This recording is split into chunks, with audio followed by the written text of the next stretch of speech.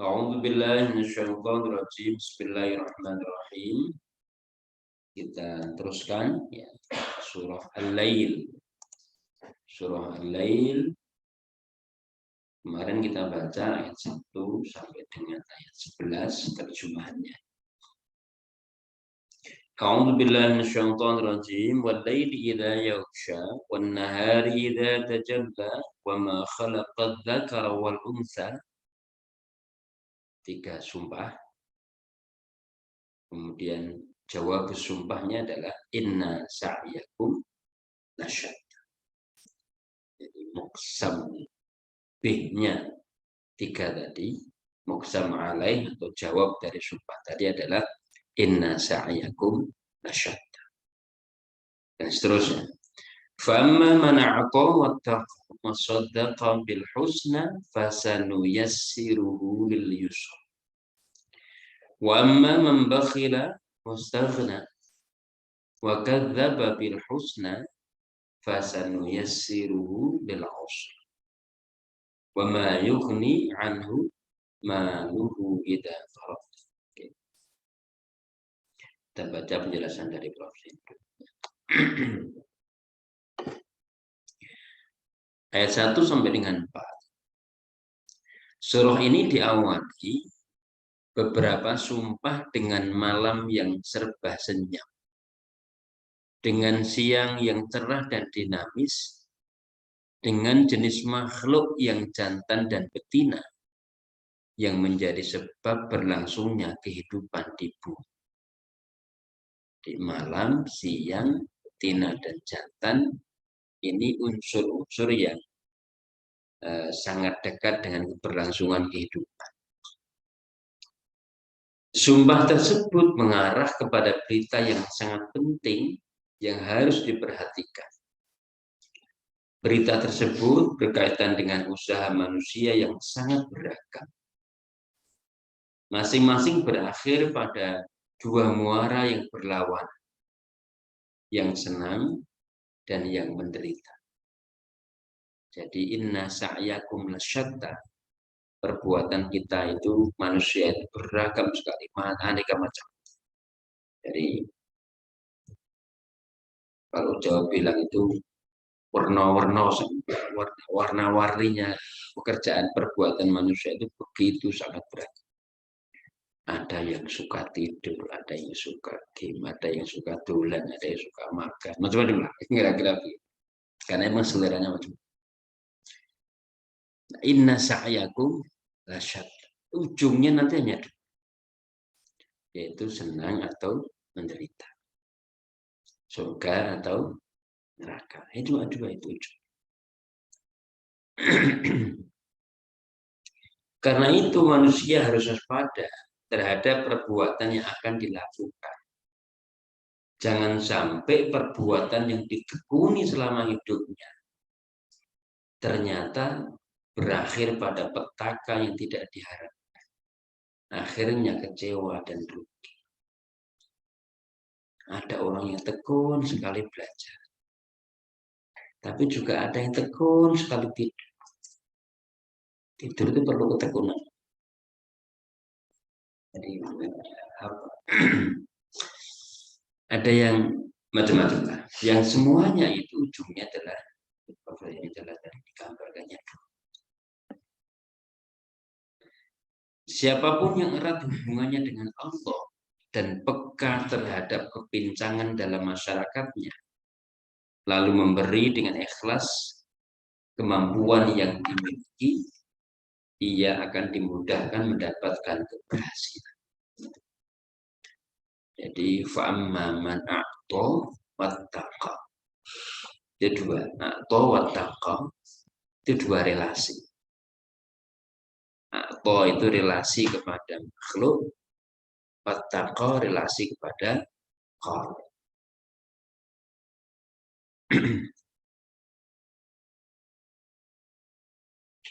Di hatinya tertanam keyakinan yang kuat bahwa janji Allah pasti terwujud. Ia juga yakin bahwa ia mampu mewujudkan cita-citanya. Sebaliknya, yang sandarannya bukan kepada Allah yang maha sempurna, kepercayaan diri mudah terkikis, dan usahanya tidak maksimal. Apalagi kalau pendorongnya nafsu, bukan pengabdian ibadah kepada Allah. Jadi orang yang tidak punya sandaran kuat kepada Allah, itu mudah sekali drop. Mudah sekali drop. Drop dari sisi motivasinya, drop dari sisi kepercayaan dirinya, bahwa dia mampu dan sebagainya. Kalau dia berhasil, dia terlalu mudah untuk sombong, seakan-akan itu hanya dia sendiri yang berhasil. Kalau dia gagal, dia akan begitu drop. Seakan-akan Tuhan tidak terlibat dalam itu. Seakan-akan Tuhan tidak ada lagi. Itu makanya fa'amma man a'ta wattaqa wattaqa.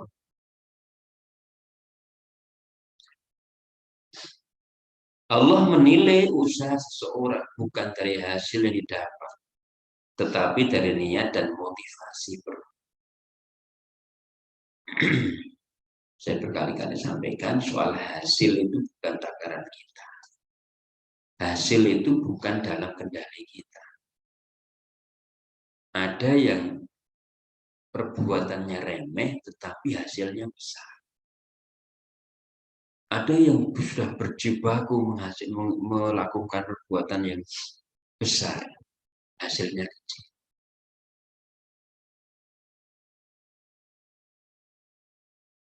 Meskipun ini bukan melawan hukum sebab akibat, bahwa hukum sebab akibat juga bagian dari sunatullah.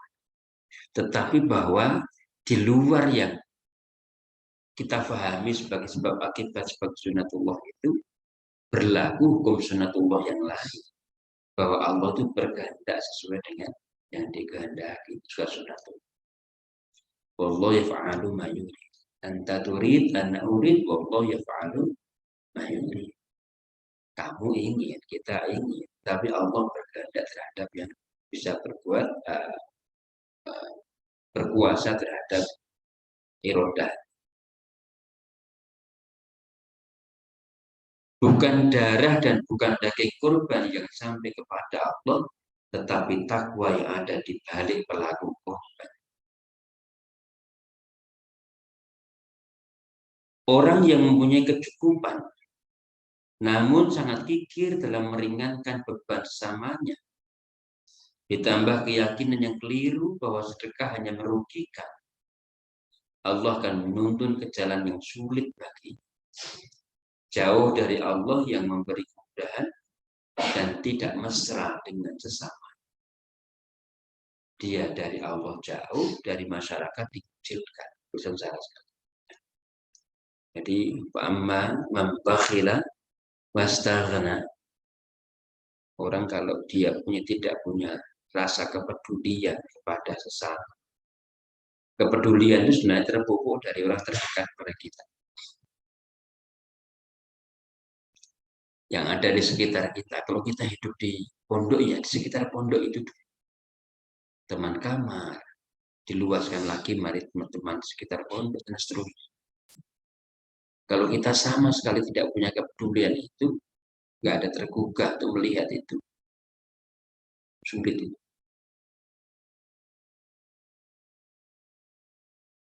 Seseorang walau pandai dan kaya tidak akan dapat memenuhi sendiri kebutuhannya. Dia sangat tergantung kepada orang lain. Bagaimana ia dapat mengembangkan usahanya bila tiada bantuan dari masyarakat? Orang yang demikian sangat jauh dari perbuatan soleh. Dan bila ia mati, tidak ada amal yang dapat dibanggakan.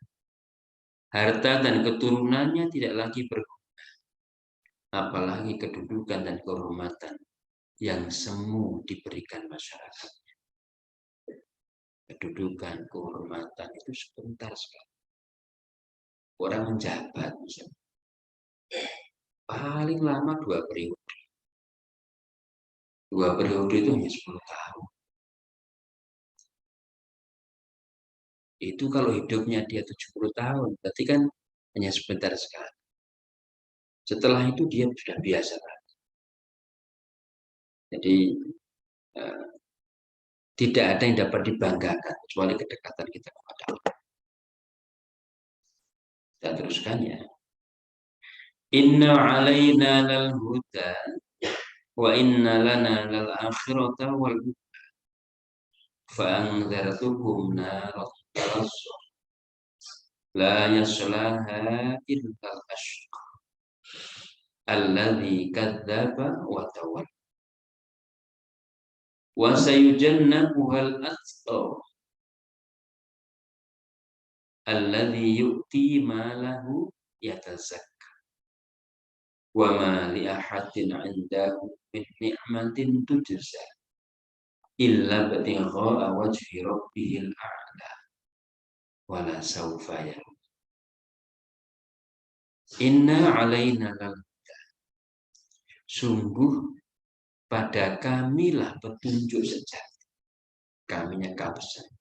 Inna alaina, ada pada kami hidayah sejati itu ada di Allah. Wa inna lana lal akhirata wal, dan sungguh kamilah pemilik akhirat dan pemilik dunia. Allah yang menggenggam dunia dan menggenggam akhirat. Fa'angzartukum naron talas. Karena itu kami peringatkan kepadamu akan berkobarnya api neraka. Naron talas, neraka yang menyala-nyala. La yaslaha illal ashqa, yang tidak dimasukkan ke dalamnya kecuali orang yang paling malas. Jadi yang lasya'a inna sa'yakum lasyatta, yang kalau dia sa'yanya itu, sa'ya itu kan ada mengandung makna effortnya banyak, ada usahanya lebih untuk mendapatkan sesuatu, usaha. Tenaga yang dikeluarkan besar, tapi berujung kepada kemaksiatan. Karena kemaksiatan pun sebenarnya itu juga membutuhkan upaya tenaga yang besar. Perlu dibandani, ditenagai. Itu maksiat saja itu perlu disini. La yaslaha alladzi kadzdzaba wa tawalla, yaitu orang yang mendustakan dan berpaling dari kebenaran. Wa sayujannabuhal atqa, dan kami akan menjauhkan siksa tadi dari orang yang bertakwa. Wa sayujannabuhal atqa. Siapa itu? Alladzi yu'ti malahu yatazakka, yang dia memberikan hartanya yatazakka, untuk mensucikan dirinya, untuk mengembangkan dirinya. Kita sampaikan zakat itu dua makna. Wa ma li ahadin 'indahu min ni'matin tujza, bukan untuk membalas pemberian orang. Wa ma li ahadin 'indahu min ni'matin tujza. Jadi bukan karena seseorang yang karena dia telah mendapatkan nikmat kemudian dia balas nikmat, tapi semata-mata memberi itu bukan karena kita pernah mendapatkan jasa. Illa batigha'a wajhi rabbil 'ala, tetapi melulu mengharap ridho Tuhannya yang maha tinggi.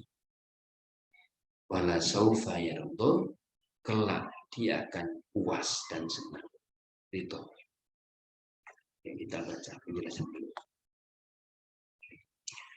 Allah dengan rahmatnya dapat membuka kesadaran orang, baik dengan ilmu yang ditekuni atau pengalaman hidup yang dilalui. Kesadaran kita itu memang dibangun dari dua aspek. Satu ilmu, yang kedua pengalaman. Ilmu yang kita pelajari itu bisa membuka wawasan kita dan membuka kesadaran. Pengalaman yang kita alami, baik atau buruk, pengalaman yang menyenangkan, penuh kenikmatan, atau pengalaman yang kita dibenturkan dengan situasi, itu yang akan membuat kita menjadi sadar. Banyak yang sudah panjang perjalanan hidupnya, banyak pula yang menekuni ilmu dan menjadi ahli di bidangnya. Namun karena Allah belum menyulut kesadarannya, mereka tidak bergerak beri. Allah yang menguasai kehidupan dunia, Dia pula yang menguasai akhirat. Ketentuannya tiada yang menghambat dan menghalang. Tersirat peringatan yang harus diperhatikan ialah jangan sampai karena pilihan yang salah seseorang ditempatkan neraka yang membicarakan dan menjadi hunian tetapnya. Allah berjanji akan menyelamatkan mereka yang hidupnya dipimpin takwa, yang sangat akrab dengan segala perintahnya dan sangat jauh dari larangan.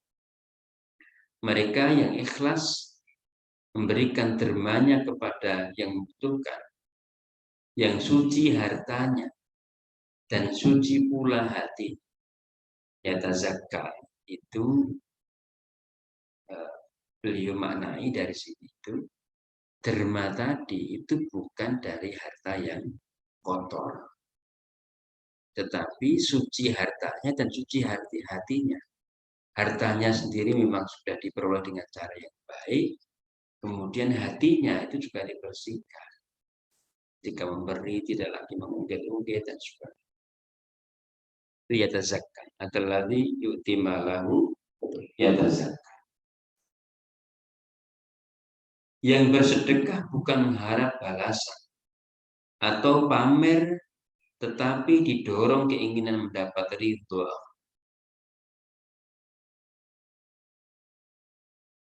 Pengabdian yang ikhlas pada Allah yang dilakukan seorang hamba akan dibalas dengan balasan berlipat ganda. Mereka kembali kepada Allah dengan hati berrela dan puas, dan oleh Allah diterima dengan ridho-Nya. Radhiyallahu anhum wa radu anhu. Suatu kebahagiaan seorang mukmin yang tertinggi. Terakhir yang perlu diperhatikan, seorang mukmin harus istiqomah, tidak terpengaruh, tidak mudah terpengaruh oleh lingkungan. Yang kedua, takwa harus dijadikan dasar segala amal perbuatan agar bernilai tinggi. Oke, ini saya kira penjelasan dari Prof. Dahlan di surah Al-Lail, mudah-mudahan bisa membuka kesadaran kita, setidaknya ini menjadi wawasan ilmu yang menjadi penyulut kesadaran. Kita akhiri, mudah-mudahan ada faedahnya, dan akhiri bersama dengan alhamdulillah dan majlis. Alhamdulillahirabbil alamin. Subhanakallahumma wa bihamdika, asyhadu an la ilaha illa anta, astaghfiruka wa atubu ilaik. Assalamualaikum warahmatullahi wabarakatuh.